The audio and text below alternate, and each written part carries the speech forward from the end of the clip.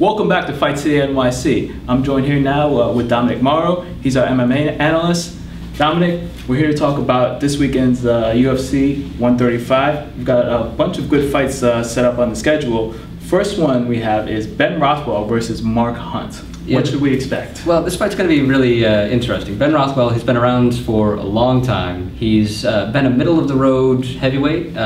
He was a standout in one of the smaller regional leagues, but since moving to the UFC, he's never really made it up to that top tier. He did fight current champion Cain Velasquez, was pretty badly beaten, and that was only Velasquez's seventh fight. Not seventh fight in the UFC, seventh pro fight, period. So the experience didn't really help him out in that one. He's going to be fighting Mark Hunt, who is a kickboxer who's been around even longer than Rothwell has. He's won world championships in kickboxing. He's renowned for his heavy hands, his completely indestructible chin, and his complete inability to defend against submissions. Mark Hunt has 7 losses, including a 6-fight losing streak. 6 of those losses, of his career losses, have been by submission.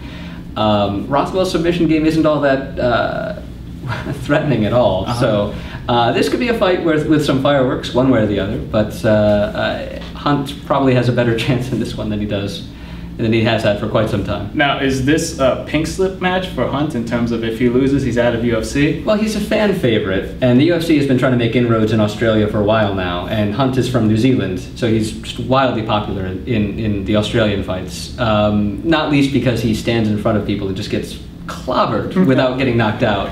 It's always exciting. Right. But for Rothwell and Hunt, yeah, I think one of these guys is going to be looking for work by Monday morning. Okay, and then next up we have one of the Diaz brothers in action. We have Nate Diaz versus Takanori Gomi. Yeah, so Nate Diaz is the younger brother of welterweight challenger Nick Diaz. So Nate doesn't have the same sort of boxing prowess that his brother does, but he also doesn't have the problem with press conferences that his brother does. So that's a pretty good trade-off.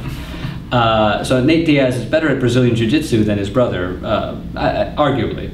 And so he's definitely going to want to get the fight to the ground. He's not as good at striking. He's really good at Brazilian Jiu-Jitsu. He wants the fight to go to the ground. He's had some problems with wrestlers in the past, and Takanori Gomi is a wrestler. However, this is Diaz moving down from 170 to 155. So ideally, the size difference will help him pretend he's not as bad at defending against wrestling as he is.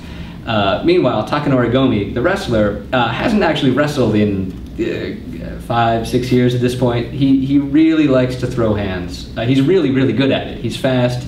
He's brutally strong. He's got crazy knockouts, just highlights all over the place of knocking people out. But he's got no conditioning, none whatsoever. He gasses out in the first minute of fights, first 3 minutes of fights.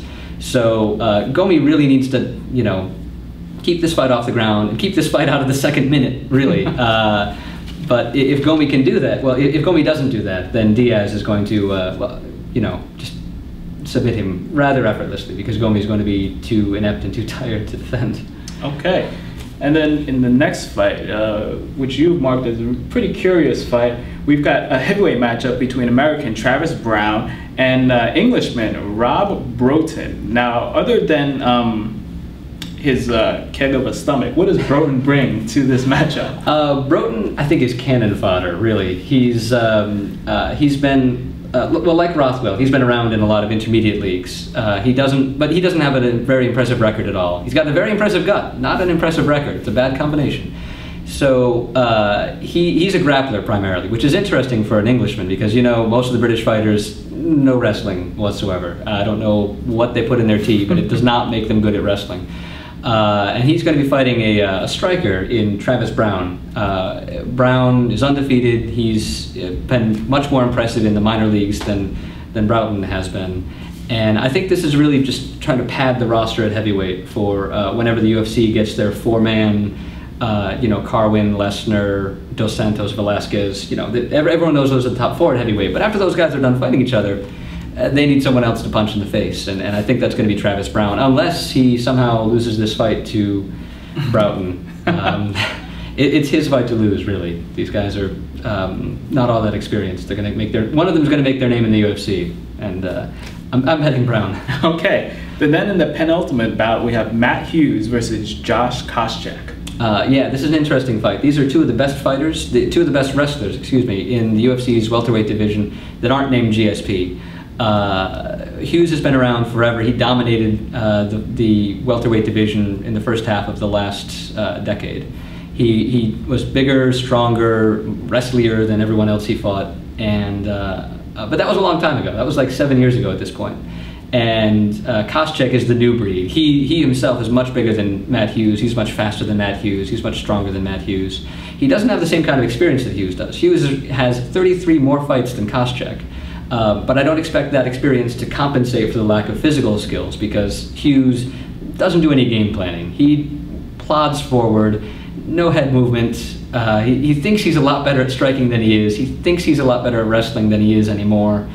And I think we're going to see Josh Koscheck knock out a really old-looking Matt Hughes on Saturday night. It's going to be a rough night.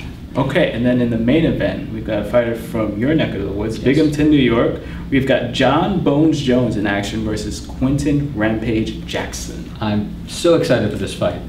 Not just because Jones is from my hometown, but Jones, very exciting. He's walked through the entire light heavyweight division without a scratch on him. I mean, he's never been put on his back. He's hardly been hit. He's never been hurt. And Rampage might be the guy to do it. I mean, Rampage is going to have to make up for almost a foot disadvantage in reach, but Rampage, he hits really hard. He knows how to wrestle. He's got an iron chin. It's going to be an interesting fight. Jones, for his credit, he's just a wildly creative striker. He's deadly ground and pound. I mean, nobody lasts more than a minute on the ground with him without getting an elbow in the eye. It's going to be a great fight. Now, realistically, how much of a challenge will Rampage present to John Jones? Well, that all depends on how Rampage deals with the reach advantage. I mean, like I said, it's a foot in reach advantage, and Jones isn't the type to just stand back and jab with the reach advantage. I mean, he'll throw uppercuts because it doesn't take away his reach advantage. Even it's so huge. He'll throw high kicks. He'll throw spinning back elbows. He'll fake a takedown and use that to set up the spinning back elbow. He's very unorthodox.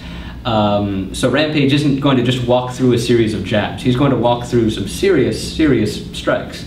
If he gets inside, Rampage has nasty hooks. Rampage has nasty takedowns. Rampage has nasty slams. Rampage can do a lot of damage if he can get inside, and if he ends up on top of John Jones after a clinch, after a wrestling exchange.